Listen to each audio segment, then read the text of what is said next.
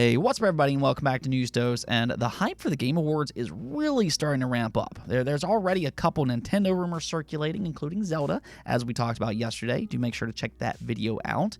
Capcom also has a big unannounced game which could possibly appear there, and now PlayStation supposedly might reveal something interesting as well. So we're going to talk about all of that today, as well as a big update for an Xbox game that I think could really drive new interest into one of their newest IP.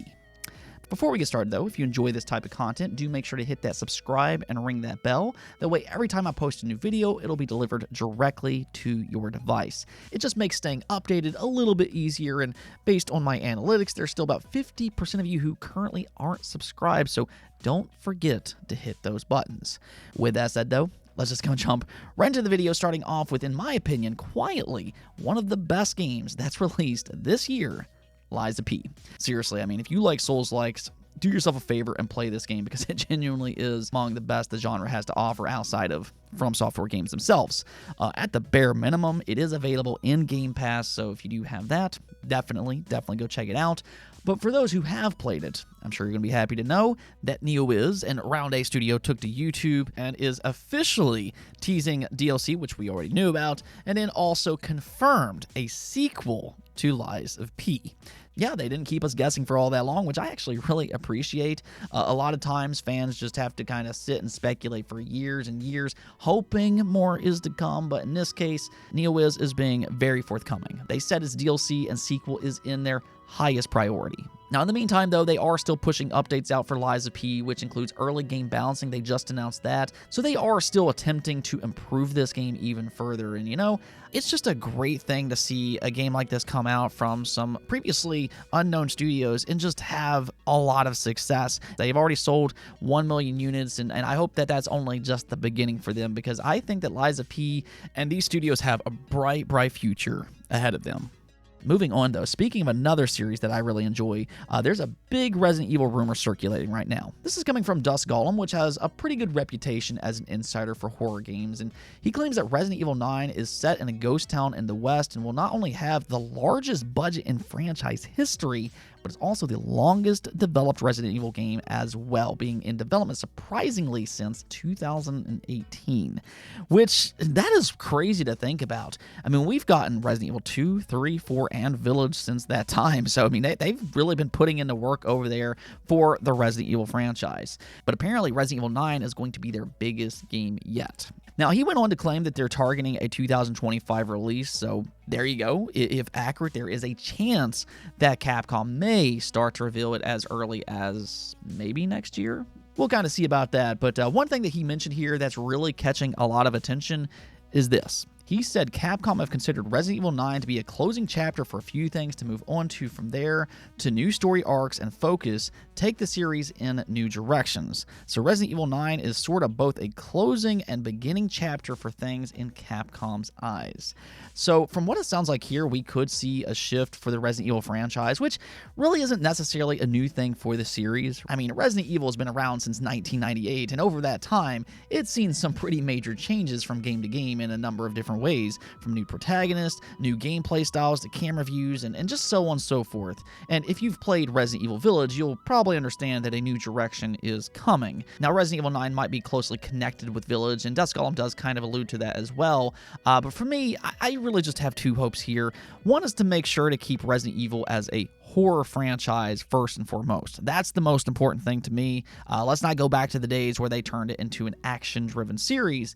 And then also, and this is just kind of a far-fetched hope for me, but I really liked what they did with the Resident Evil Village Gold update, where they let players choose between first person and third person. I'm not sure if they'll continue to do that in the future, as that might take a lot of extra work, but I think by this point there are fans of both camera views, and it would be nice to have that option to choose which one you like better.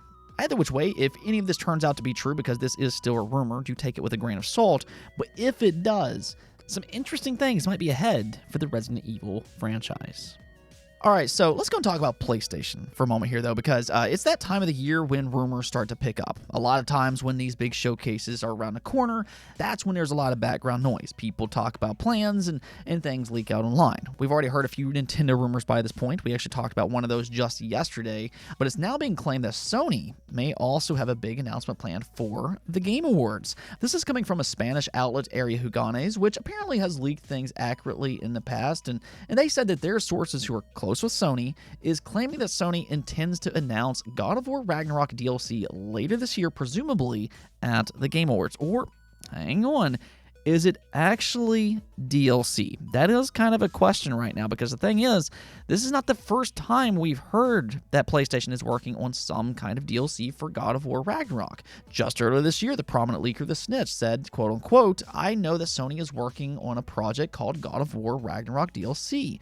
And even before that, there were already a lot of rumors that this was happening, and it all just kind of makes sense because of how Ragnarok ended. Now, I'll talk more about that here in just a moment, but here, it's actually being claimed that this DLC is going to be announced and released as a standalone game, similar to what they did with Uncharted Lost Legacy and Spider-Man Miles Morales. Those smaller scope games, if you will, which has actually been very, very successful for Sony. I mean, Miles Morales, that game sold 6.5 million units as of 2021. Who knows where it's at now?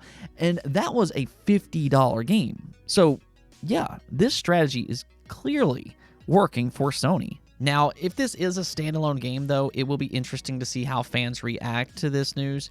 But honestly, I think as long as it's a sizable entry, which I think that this does kind of indicate that, then I think most fans will probably end up being excited. Now, we'll have to kind of see how the pricing works and everything. But, again, if it's reasonably priced and if there's enough content, then I think most fans will be excited because they can continue on with the story, and they're not going to have to wait for another 5+ years to get a resolution. Speaking of story, though, I think this standalone game, DLC, whatever it is, this could be an opportunity for them to wrap up the Norse mythology arc. They've said in the past that they want to move on. They're not looking to stretch it into an entire trilogy. They don't want to work on that trilogy for like 10+ years, but that story didn't exactly end with everything wrapped up. So that's kind of where that DLC would come in. Now, I'm not going to go into detail for spoiler-related reasons, just in case you haven't finished it yourself, but there is more to tell between Atreus and another character that I'm not going to name here, again, for spoiler-related reasons, but that's what this new game could possibly be about. I think it might focus on Atreus rather than Kratos, which I think is perfectly fine. Atreus is an interesting character, and he's actually a lot of fun to play. We've also seen in some of Sony's other smaller scale spin-offs, they have focused on side characters a little bit more. And, well, Atreus, he's about as close to a main character as you can get. We really saw that in Ragnarok, and again, he is a lot of fun to play. For the time being, though, and this is important to keep in mind, this is only a rumor. Do take it with a grain of salt until proven true. But if true, it is going to be very interesting just to kind of hear the pricing, and how big this game is planned. I think that as long as they can handle that properly, then fans will probably be excited. But let me know what you all think about this. Do you like the idea of a God of War Ragnarok small scope spinoff or not? Moving on, though, we also got a big update for an Xbox game being Grounded.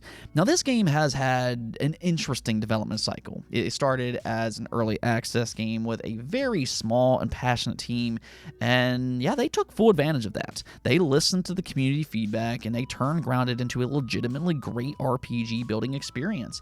And well, that's the thing, because they're still not done. They're still regularly improving Grounded, and in fact, they just revealed its Make It and Break It update, which includes allowing you, the player, to create the game that you want to make. And it'll be out later this month on November 13th. Yeah, so this means that you can craft and create your very own levels from the ground up, Forge style. You can either use a pre-existing backyard and make it to your liking, or instead, you can work on a completely empty sandbox and let your creativity go wild. They also said that you can create puzzles, mini-games, battle arenas, and just whatever you can dream up. They are giving the player a lot of power with the tools that they're offering. The choice really is just up to your imagination. So this really does bring a whole new dynamic to Grounded. I mean, creativity and building was already a cornerstone for this game, but this update is going to kind of take that to the next level, and you're going to see a ton of new content added from the community. Just like Forge and Halo, you can share your creations online, and that's really where the fun begins. Even if you're not the creative type yourself, I'm certainly not, but you can still try other people's creations. You can have fun whether you make them or if you just want to play them. That's a part of that play, create, share genre, and if the community is active enough, we could see Grounded for years and years to come, which is crazy to think about. Again, for what started out as a small passion project, Obsidian has really turned Grounded into a special game, and the fact that it still continues to get new content like this is a sizable update. It just goes to show you greatness truly can start from small beginnings. Now, one last thing that I want to cover here is Star Ocean: The Second Story R. This game immediately drew a lot of attention for its art style when it was first revealed. It's another one of those Square Enix HD 2D remakes, but it's set in a 3D environment. Its visuals are striking to look at, and well, it will be out tomorrow if you're interested. Even better is that reviews are rolling out now, and it currently, as of this recording, has an 86 overall score on Metacritic. It's being described as an all-around great JRPG. Its action combat is apparently a lot of fun. It has great characters and an interesting story with 87 different endings. Yeah, you heard that right. 87 different endings. So it's not just a good-looking game. It is a good game. So if you're a fan of retro JRPGs, it's sounding like Star Ocean: The Second Story R is a must-play for the genre. Again, it releases tomorrow for PlayStation, Nintendo, and PC. Let's go take a look at the poll of the day, though, where I asked you all, do you think Zelda Wind Waker or Twilight Princess will release for the Nintendo Switch? And there's actually still a lot of optimism that this will indeed happen. The majority of you all did vote yes, and I am liking your all's optimism here.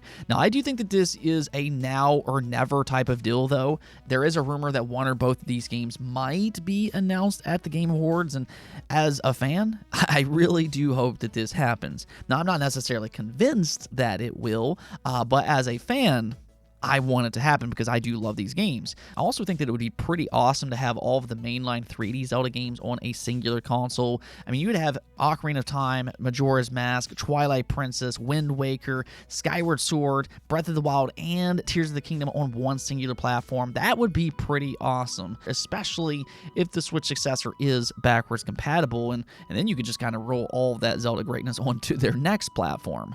The other thing about this, though, is that logically, I do think that this makes sense for Nintendo to do, just because it would really be a great way for them to transition into their next generation console. I mean, these wouldn't be massive new games or anything, but you know, they do have those HD versions ready that they made for the Wii U years ago, which a lot of people missed out on because they were on the Wii U out of all things. So I'm sure a lot of people would buy these games up. I would as well, and they could make that HD effort worth it with some Switch ports. Now, I'm not sure Nintendo would actually release them as a bundle, as some fans are hoping, but I do hope they come to the Switch. So if anything else, I like your all's optimism here. I hope you all are right. Anyways, though, that's it for this episode, but if you liked the video, don't forget the bell notification and subscribe button for more content just like this. Also, if you'd like to support the channel through Patreon, thank you for making this content possible. Peace out.